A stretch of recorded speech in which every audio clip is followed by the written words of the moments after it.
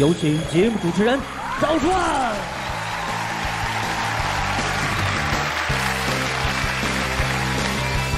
欢迎电视机前的观众朋友走进天津卫视的大型情感节目《爱情保卫战》，著名的节目主持人左野老师，欢迎左野老师。宋爱研习社的主理人陆琪老师，欢迎。著名的节目主持人寇乃馨老师，欢迎。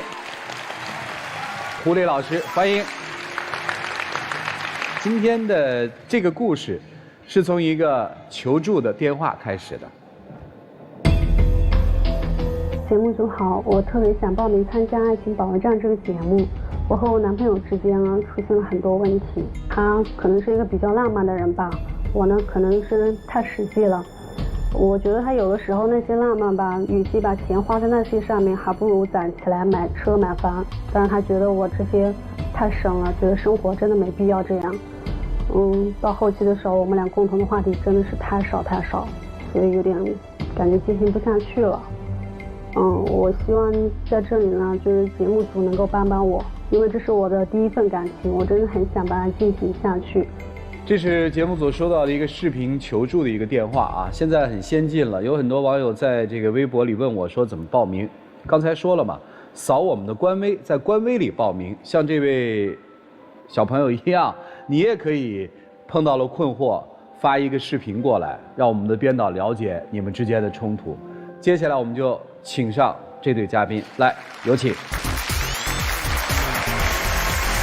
男嘉宾徐先生28岁，来自安徽，婚礼主持；女嘉宾王女士26岁，来自安徽，活动统筹。欢迎两位哈，怎么了？他就觉得我们俩沟通话题越来越少，共同语言也越来越少，有点进行不下去吧。但是因为这又是我第一份感情，所以我特别珍视这份感情，所以我不知道怎么办啊。谈了多久啊？我们在一起1年多了，然后其实我跟他算是一点点的小异地吧，因为我在杭州，他在绍兴啊，然后经常都是我主动去陪他的。之前有一次，我特别想是就给他一个惊喜嘛，然后特意到他家门口，然后打电话也不接，发微信也不回，待了半天，后来我就是灰头土脸的就回去了。我当时也没想到他会突然来嘛，当天是真的有急事处理活动现场，当天早饭都没吃就去了。这件事我后来也觉得挺愧疚他的。他一直想去杭州乐园玩一下，然后我特意的去杭州乐园买了票啊。突然早上他打个电话跟我说有工作要忙，他领导叫他去忙，他就直接把我晾在一边了。整整那一个上午真的是自己就感觉特别的灰心，心理落差太大。什么落差呀？就是我觉得我跟他安排好了，他总觉得我不能够体谅他，但是我都把他安排好了，他也答应我了，但是又没去。因为做这一行的本来就突发事件是很多嘛，因为我们俩其实工作都处在一个上升期，都挺年轻的嘛。然后那公司领导给你机会，你说你不可能不去吧？就那么一场大型的活动，你不接，那有人就是想接的多的是。那我们公司那么多人，那这个机会好不容易轮到我。所以我就想去，然后就这边就放了他鸽子。你们没有找一周末把这个再补一下，你再去趟杭州再玩一遍不就得了吗？没，后来这件事情味道就不一样没了啊。因为我跟他之间其实有的时候他事业心太重了，即使我跟他一起去看看电影，就我看着电影看得开心死了，他在旁边跟客户聊天，就感觉越来越有隔膜，就跟他聊不上话。明白，男生就是3个字嘛，闹关怀。你干嘛呀？你那么忙啊？我因为当时第2天有活动，那细节上面就是我要跟客户沟通清楚，如果出了差错，那你一整场活动都泡汤。你就不该去看电影啊。可是好不容易抽了1天空嘛。我每一次都觉得就是他把工作跟私人空间他是分不开。我不是挑拨离间啊，但是我确实觉得这就是借口。如果你说你那天是空的，那你就应该是空出来的。后来这电影补看一遍吗？就是已经看完了，但是我没有认真看。你有再请他看个别的电影吗？也没有。这种事儿是不是还很多呀？其实后来我们发现，我跟他又3观也有些不合的啊，3观不合。他去超市啊，他会买一大堆便宜货，好像我就觉得去了一次超市，我可以1年都可以不用去了。我就是38节的时候都是38折，比平时都便宜。那些牙刷都没有保质期的，那牙膏也要用的，对吧？那还有洗衣液、香皂什么的都得用的东西啊。那抽纸、卷纸什么都得用的，对吧？用一点少一点。那我一次囤1年的量，也没有囤个3年的量什么的。要不买一买1年嘛？然后他就很嫌弃我，那我不还是省钱吗？为咱俩以后考虑。对，这叫会过，你知道吧？但是他一次性买那么多，那我下一次我还去超市干嘛呢？买可乐呀。他不给我买呀，他零食也不给我吃，什么都不给我买。然后我吃一瓶可乐，他又觉得。婚礼主持的嘛，就是那些碳酸饮料本来就是对喉咙什么对身体也不大好，然后我就给他买了柚子水啊，还有蜂蜜，给他泡点。然后他不是晚上工作会比较晚嘛，我说这些对抗衰老还有保护皮肤也挺好的，还抗辐射的。哎，这好啊，贤惠体贴呀。像我妈一样，一天到晚在我边上唠叨。其实我觉得，因为她是初恋嘛，然后我觉得我可能谈过几个，然后我想给一些浪漫的给她。我给她买花，她说浪费，然后叽里呱啦的又给我唠叨了好几天。我一份心意而已，我花点钱又怎么了？又没什么事情，就不懂浪漫是吧？可那一束花搁那儿，后面不就得蔫了吗？又没用，后期不还得扔了？那有这钱还不能攒点，然后为以后考虑，做点以后的别的有用的事情。再说这花我也不是像其他女生那样，就是非要不可。你心里特委屈对吧？他双方在这种生活习惯上也不是那么合槽对位。对啊，就有的时候他过生日，对不对？我过生日，他其实有的时候还忘记了，他忙。然后他过生日，我记得了，我特意去杭州各大个那个商场里面去买啊，我买了一只很大的熊，我觉得应该女生都爱熊的嘛，对不对？买一只很大的熊，我给他了，他还嫌弃我。他都不问我喜欢什么，然后就买了那么跟我人差不多高的那么熊，然后我租的那地方就那么点大。然后平时办公衣服鞋子都得放那儿，然后还搁那么一大熊搁那儿，那我哪里有空间给他放嘛？就是不是每个女生都喜欢的呀。你的生日礼物我当然给你，肯定给你不一样的。难道告诉你你过生日我要给你送什么吗？我觉得这个不好的，我觉得我就给你一份我自己觉得可以的心意给到你而已。那你也没了解我啊，就是我喜欢什么你也不知道啊，就送一个熊还占地儿。类似我相信还有很多哈，那你们俩就没点什么美好记忆、快乐时光吗？我也一个人在杭州嘛，就经常一个人的时候回到家，特别像我们这种活动的，就有的时候晚饭也吃不到的啊。然后我在朋友圈发了一句，我说我特别想吃妈妈做的菜，他也挺上心的，然后就是特地从绍兴赶过来，然后做了一大堆，这是他第一次做哦，虽然很难吃，但是我把它全吃了。他可是说的，我想吃一顿妈妈做的菜，你就去了。因为我觉得我们俩都在外地打拼嘛，然后其实挺不容易的。就是有的时候吧，就觉得，在异地的话，其实2个人就是相依相偎的关系。他说他想吃妈妈做的菜，然后我想，那我就抽空去趟杭州，也不是特别远，那我就给他做了一顿。我第一次下厨，我做的很难吃的，我知道我做番茄炒蛋，番茄跟鸡蛋都是分开的。可是那一次，我觉得我们俩也挺好的，挺有默契的。我特想知道你一直都没有激动过哈，就是你这段的哽咽是为什么呀？因为是初恋嘛，我就觉得这些东西都很美好的。有一次，其实他对我刚开始的时候也特别好。初期的时候，我因为做活动嘛，会场特别吵，音乐放的也很大。然后我需要去会场，就是跟交接客户的时候，我就是嗓子要特别大声的去说，要不然小的他们会听不到。本来星期五的那个下午就有点感冒了，再加上2天大嗓门说下来，星期天晚上嗓子就失声了嘛，就彻底说不出话。然后他就知道之后，就是从杭州还特地给我做了一个冰糖炖雪梨，他也是向朋友打听的，说这个对嗓子其实特别好。后来我喝了之后，对嗓子是挺好的，2、3天就恢复了。有的时候我就是希望我们俩就是能够把感情真的好好能走下去。听起来都是一些细节的事儿啊，不管是有冲突的还是感人的事儿，都不是特别大。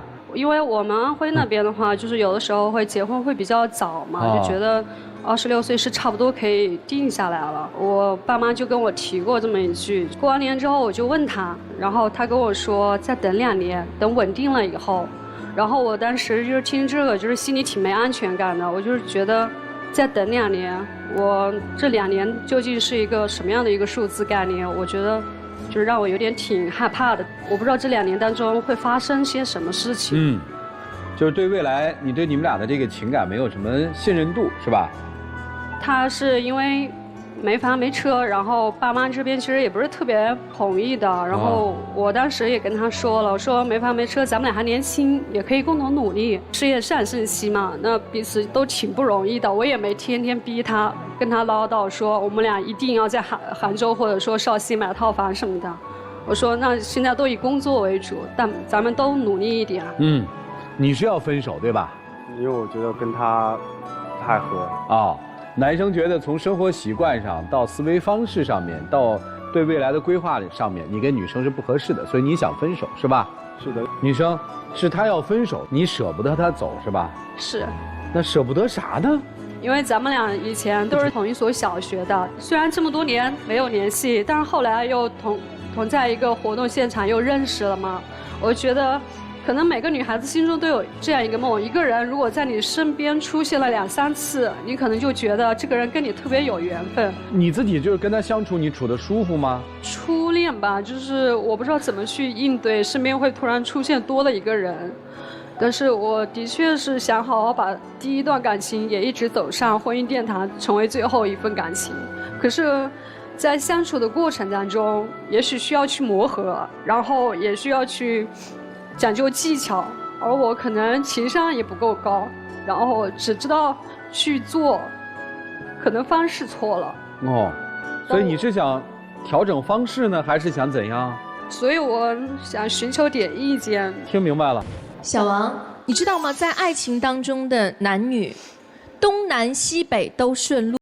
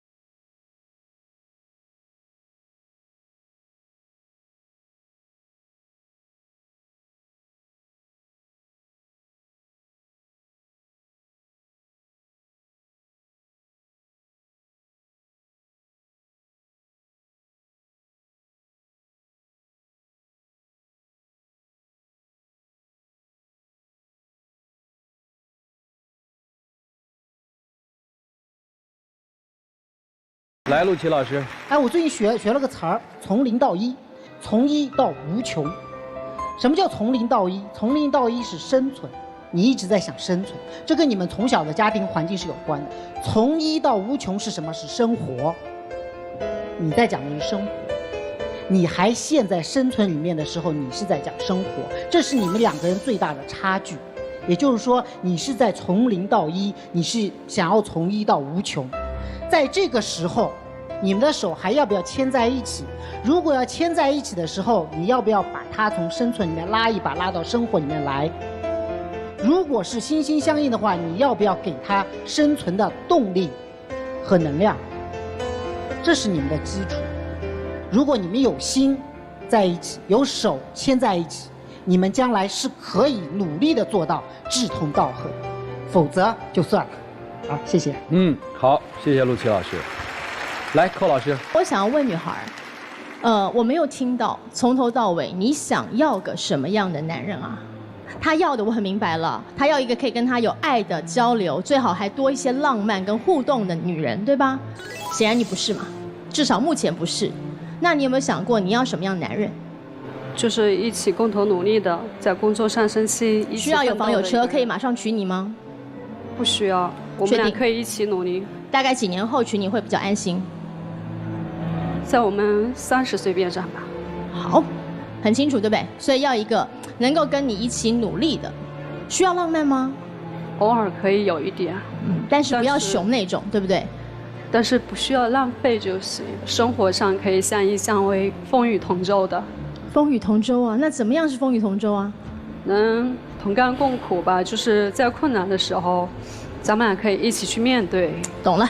其实在这个舞台上我见过了很多的故事，但今天这个故事很有可能是两个人都没有大错，但是可能必须错过。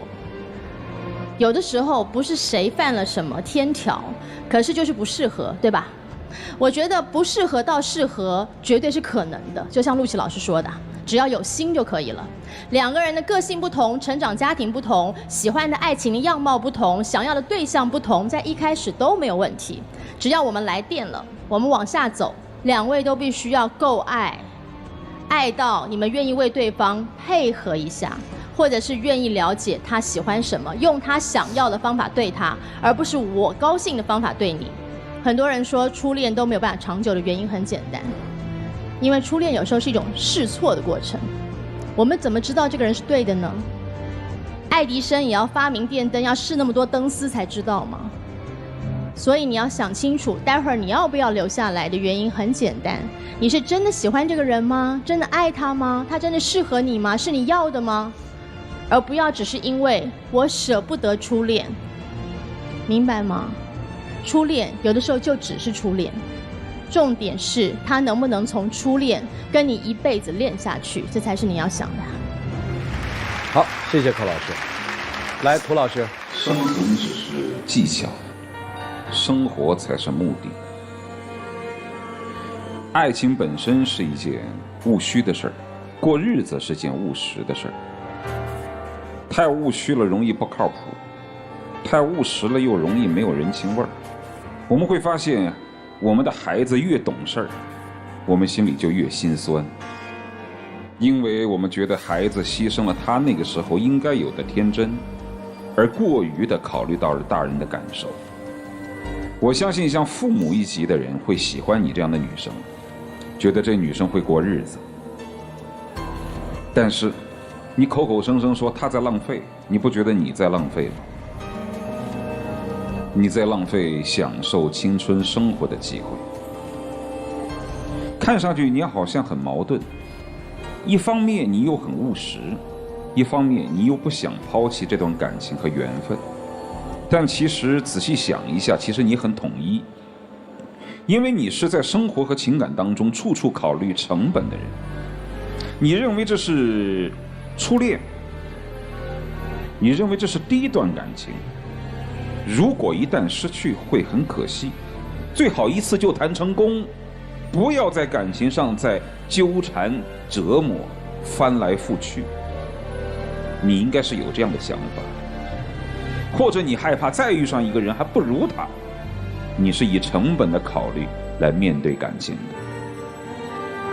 所以你好好想一想，你觉得在你这人生的这个过往当中，你觉得到底是生活成本更重要，还是情感的愉悦更重要？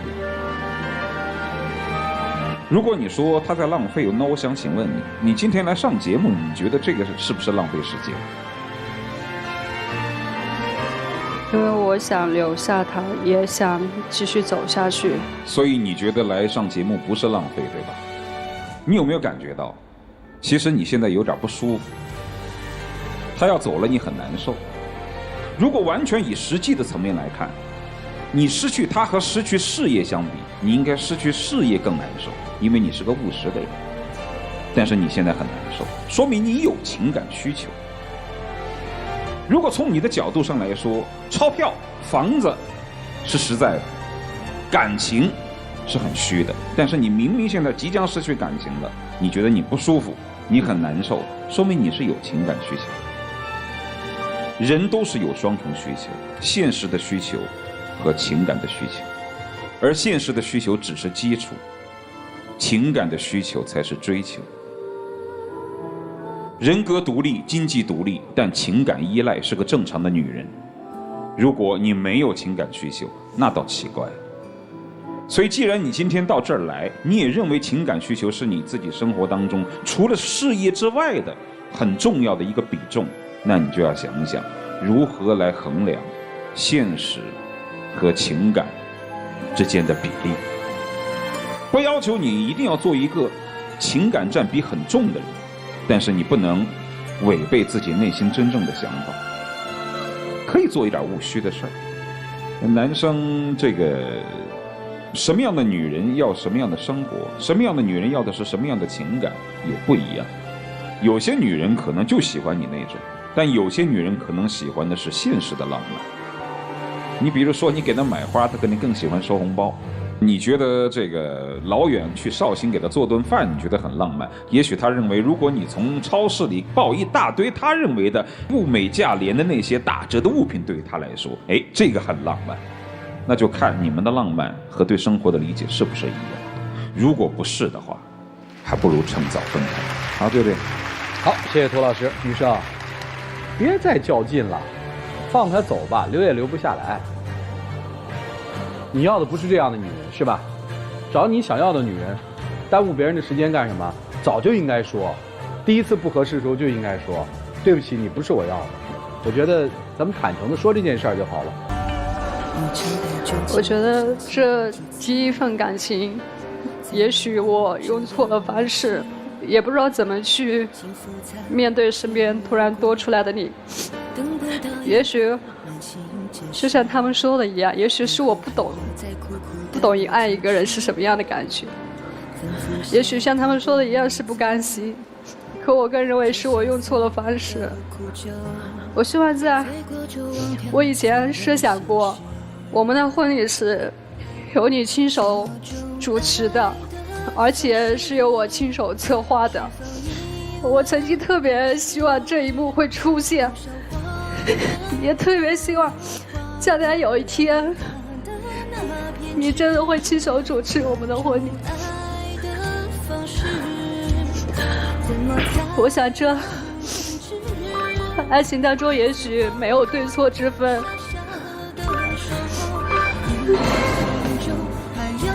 时间到啊，你们带着各自的想法到那门里再去想想，好不好？谢谢两位，尊重内心就行了。谢谢你们，请回。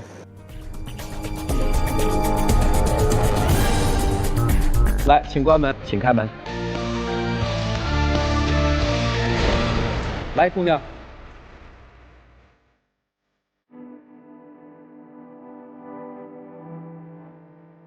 我想说，今天来到这里，反正也不留遗憾。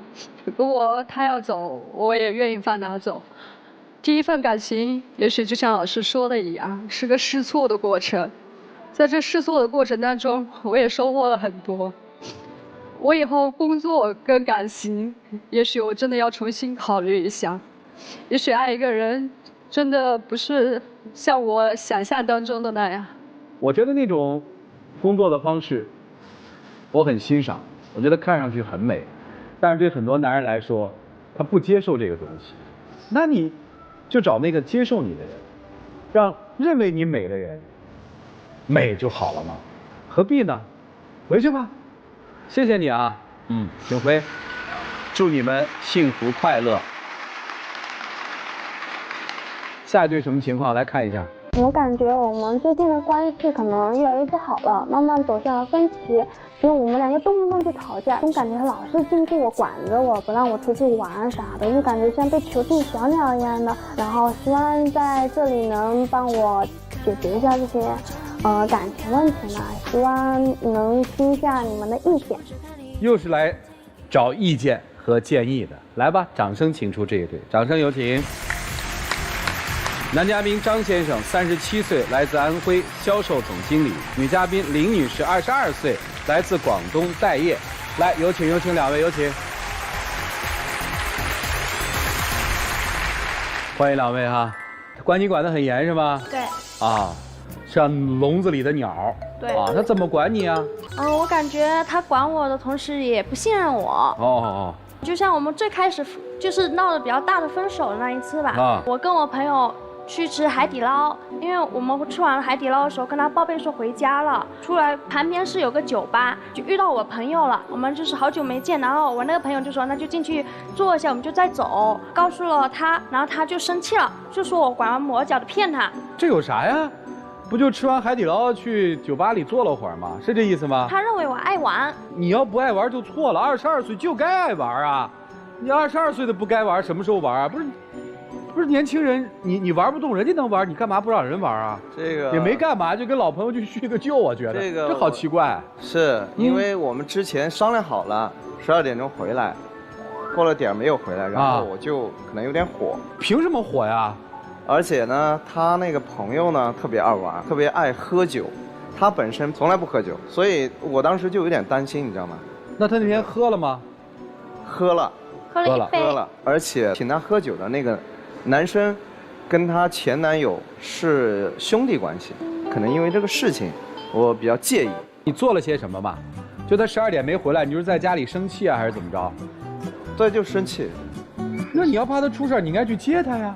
他没让我接啊。那你就打个电话，你说不行，12点你还没回来，我担心你，我去。而且你没事，你接着喝，我在那个门口等你就完了。而且他那个跟他那朋友在一块儿，可能我去也不是很方便。不是有啥不方便吗？这个得问他。没有不方便吗？我是在帮他想的嘛，他要加班，我就不好意思让他出来，对不对？就因为这闹分手了是吧？这个闹过。谁提出分手呢？他。后来咋又回来了呢？当时就是说了一些气话嘛。谁说的？我说的。然后你又扫眉打眼的回来找人家，大家就沟通嘛，吵过架以后沟通嘛。行，好，这事儿先过，记一笔啊。第二，然后就是我朋友生日，他那时候就心情不好，跟他说12点切完蛋糕我就回去了，然后蛋糕不是迟来了几分钟嘛，他的视频我没有接，他又跟我闹起来了。这个也是跟刚才那个事情有点类似，其实。这个事情呢，当时我们也是说好，过了点就回来。不是，她也不是你闺女儿，你过了点就回来，跟你结婚了吗？你回答我，跟你结婚了吗？没有。谈恋爱谈了多久？半年多嘛。那你就要求人家？我的天哪，那是谈恋爱吗？养闺女吗？那是。这个不算是要求吧？我觉得，因为我们商量好了，然后偶尔有点变故也就理解嘛。就是说，第一不能喝，就不要喝，尽量不要喝酒。第二到那个点就回来啊，或者我去接你都可以啊。然后呢？生日那天为啥又生气啊？然后他那个过了点没回来，没跟我一个交代。要给你啥交代啊？总得发个信息说一下，就说这个你没跟人说呀？说我担心晚一点。我就迟了10分钟左右回了他信息。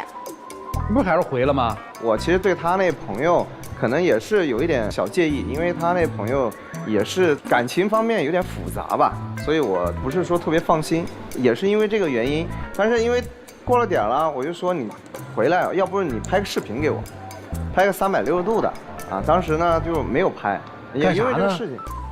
那我就看周围什么情况嘛。当时他很敷衍我，所以我可能有点生气，说了一些过激的话。然后呢？然后就他也很生气，两个人就闹掰了，你知道吗？啊。后来他就自己回来了，我就说我去接你吧，他不让，坚持走回来，我当时就更恼火了。哎呦，我听得都直冒汗。你们俩图着，你们俩怎么认识的？在哪儿认识的？谁能告诉我？肯德基。是肯德基怎么认识的？我在排队，他搭上我，然后就以那个工作的方式，他就说我形象特别好，想去他们公司拍个那个平面照，然后以工作方式加了微信，然后跟我聊天，慢慢约我了。然后呢？然后就在一起了。哦，所以也就难怪嘛，吃肯德基我都能那个，对吧？你相信他吗？我相信他。但是我不觉得他信任我啊！那你接着说事儿吧。前段时间跟我奶奶吵架了嘛，也是因为他，就是我奶奶不同意我跟他在一起。你奶奶不同意你跟他在一起，你爸妈呢？我爸妈他们没说出来，但是我感觉他们有点不同意。但是奶奶是从小把我带大的嘛，然后比较是你说你跟奶奶在一起生活吗？对，然后地位比较重。那你爸妈为什么不跟你一起生活？我爸妈工作比较忙，没时间带我，所以说小时候我是我奶奶带大的。哦，你这个奶奶带大是带到什么时候啊？待到了14岁。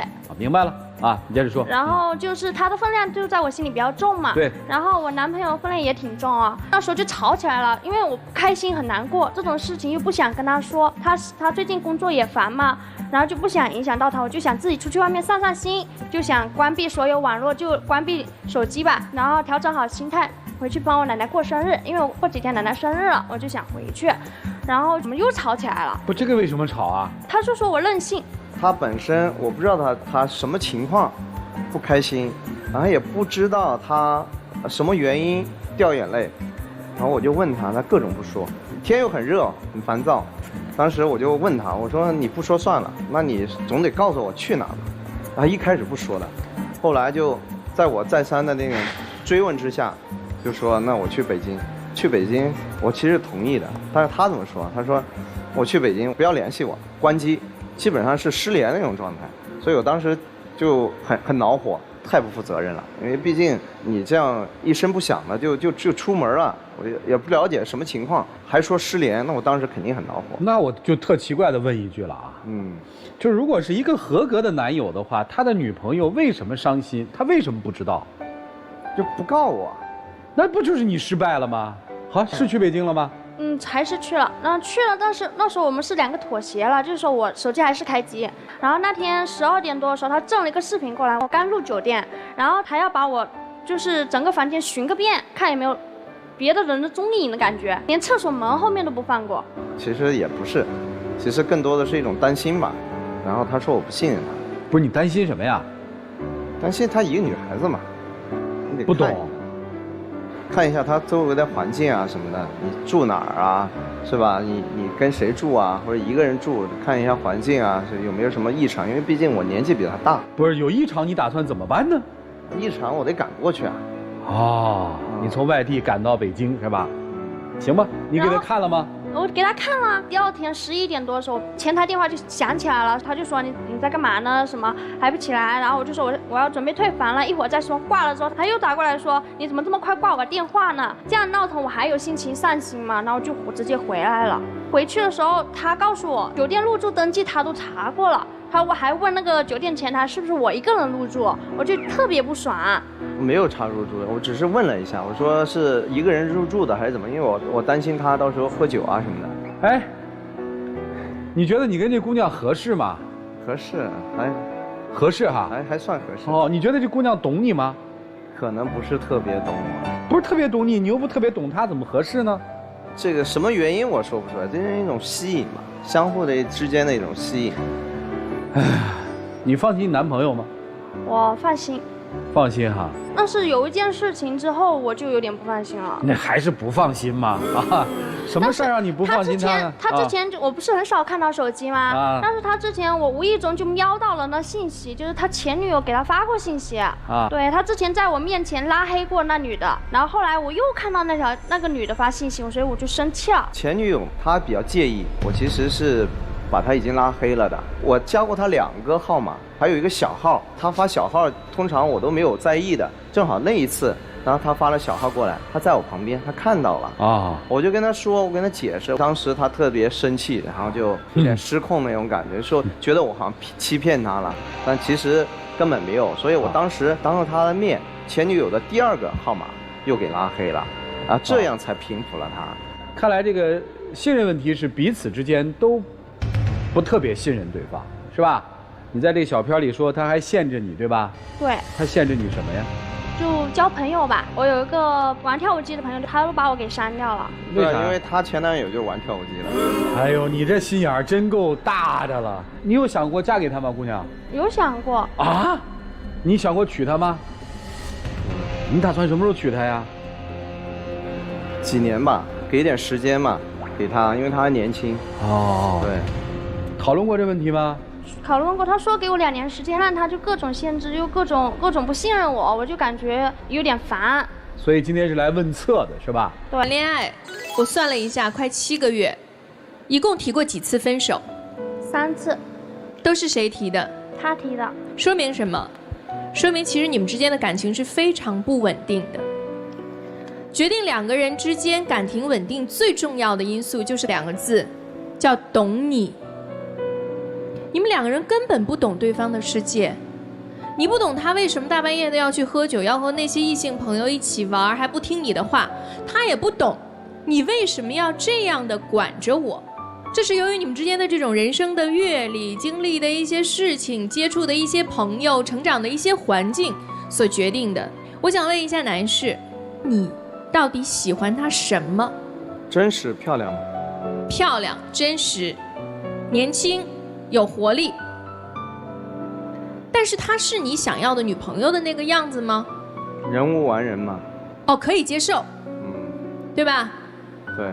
好，女生，她可以接受你的这些缺点，那我就想问你，说好了晚上12点要回家，不能喝酒，说好的事情，你为什么不遵守？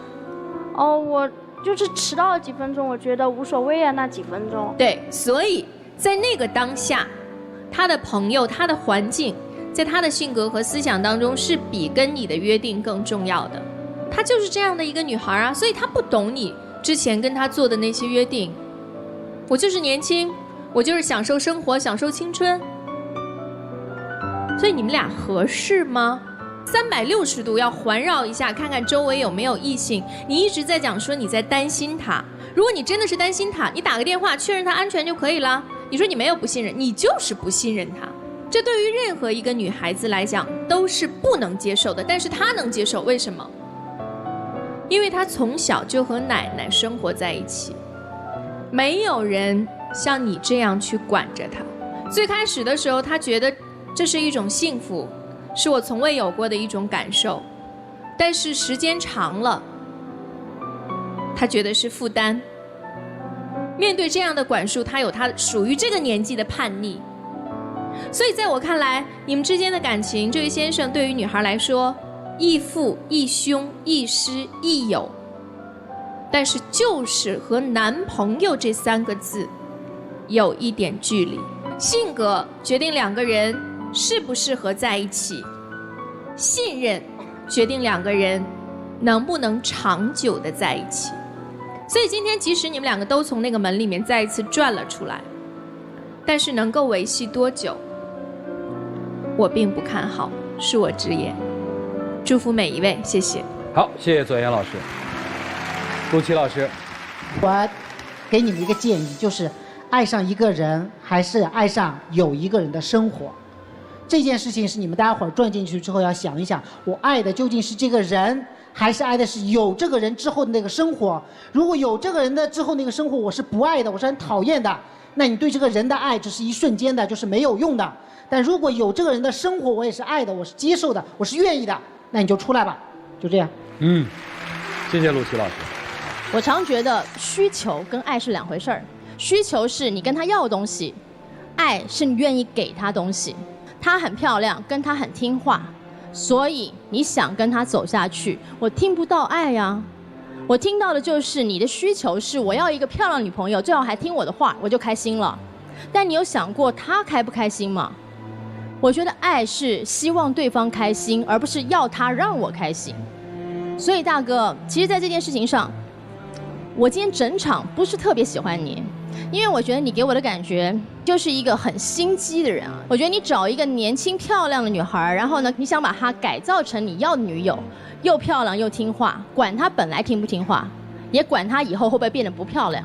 你要的就是一个漂亮又听话，这叫女友吗？这听起来像宠物啊！你得正视她到底是个什么样的女孩，然后让她快乐，她才要跟你继续在一起嘛。如果她又漂亮又听话，那是你好快乐啊。但如果她不快乐，她为什么要跟你走下去呢？你说我好想跟你在一起，所以我担心你，我就要管你。你做的事情恰恰是把人家逼走，而不是把人家留住啊。你说你好信任她，你真的很信任她，你不是信任她靠谱，或者信任他爱你，你信任的事情是正好负向的。你很相信他傻乎乎的很好骗，你也很相信他就是爱玩，容易呢喝醉，因为他不会喝酒。你信任的特点刚好呢都是他不太靠谱的特点。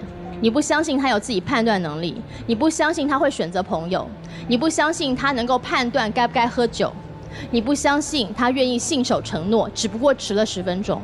我觉得你不够信任他，不够了解他，不够尊重他的快乐，所以我不觉得你很爱他。好，谢谢寇老师。来，傅老师，刚才3位老师的观点总结在一起，你看是不是这样？你青春，他成熟，这是彼此共同的优点。如果说各取所需，也没错；如果说互为欣赏，也没错。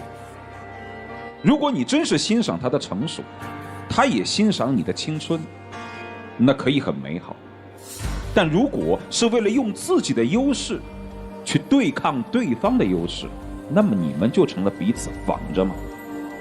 我多年轻啊，他年纪那么大，我不动点脑子，我防得过他吗？我都已经37了，他还年轻，万一他把我给甩了，我可怎么办啊？那你说你们俩这样彼此都防着有意思吗？这就像这个有些孩子一手要爹妈的呵护，一手要所谓的自由，那怎么可能呢？我怎么感觉你们俩在一起的时候特别像有的时候我拽着我女儿，她背着那一包包后面有一根绳，我就拽着她，我就生怕她到处跑。但是你对她的担心是真的担心吗？肯德基里面可以2个人聊得不亦乐乎，然后在一起，这样萍水相逢的情感在你的生活当中，我不知道是不是第一次，但至少你担心他在下一个麦当劳跟别的男生也会因为一个汉堡聊得不亦乐乎。这就是你的心态。我希望你们能够真正由心的欣赏对方身上的优点，而去包容与优点相对应的缺点。青春肯定就会有点不懂事儿，就会有点任性。年纪大的人显然就会有一点太过于顾虑。我们应该用彼此的优点去衬托对方的优点，同时包容对方的缺点，而不是互为抵抗、互为提防。如果是那样的话，那迟早是要散的，好吧？就这样。好，谢谢涂老师啊。来，你们自己来拿主意好不好？虽然说我们在一起时间不是很长，但是我感觉你给我的温暖，多过伤害，所以说，我把你当做我的人生大树，但是我也不希望伤害多过温暖，然后我希望我们以后能走得好好的，就是说，不要把我像小鸟一样关在笼子里，给我自由，不要给我太大的限制，我还是可以接受的。我不希望我们这段感情因为我们这些吵吵闹闹而告一段落，所以说我希望你还是可以体谅体谅我这个年纪，慢慢成长，不要把我一下子像鸭子赶上岸的那种感觉，我不喜欢。所以说希望你明白。非常感谢你，我希望我会做得更好。好，来请亮灯，谢谢2位，请回，请回，请回。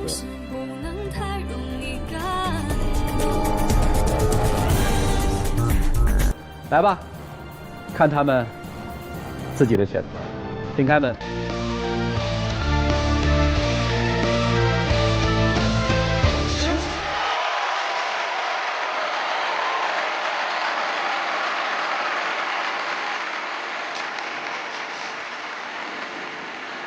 来，有请我们的小花童，有请。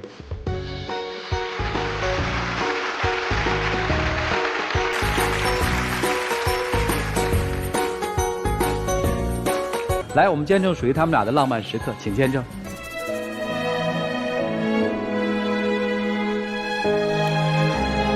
曾经幻想过很多幸福的方式，但是我觉得幸福就在此刻，我会把这种幸福一直保持下去，让我们共同努力。谢谢你。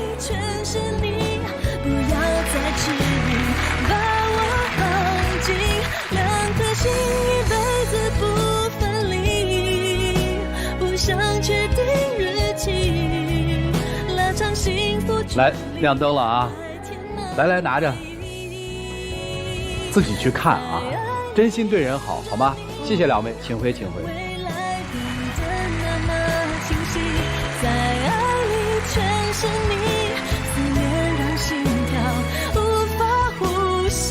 好吧，我们希望他们好好的去磨合他们的这种属于他们之间的这种爱的方式。有网友提问说，我和老公交往了4年，结婚1年了，和公婆一起住。刚在一起的那3年时间，公婆对我就是陌生人一样，吃饭都不叫我，去哪里也不带我一起。我是外地的，在这里没有亲戚朋友，除了上班都没地方去。去年年底，公公骂了我，还想打我。我们到现在没有说过一句话，比陌生人还要陌生。多次想离开，无奈想到老公，就这样一直忍了4年。